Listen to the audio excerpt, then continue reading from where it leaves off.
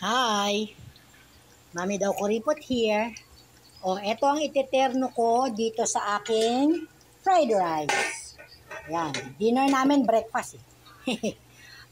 Bumili kami kahapon sa Plaridel. Nito. Dynamite.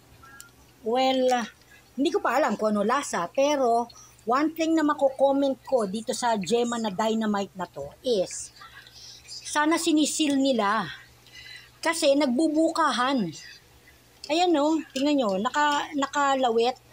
Mostly, ganyan. Dapat sealed dito. Hindi yung tipong, paano ko ito ibebenta kung sakasakaling yung masarap? Di iisa-isahin ko pang idikit ito. Hopefully, masarap. Mura ko lang siya nabili. 35 yata. 18 pieces ang laman. Yung isang nabuksan ko, 19. Yan. Anyway, sige na. Bye guys.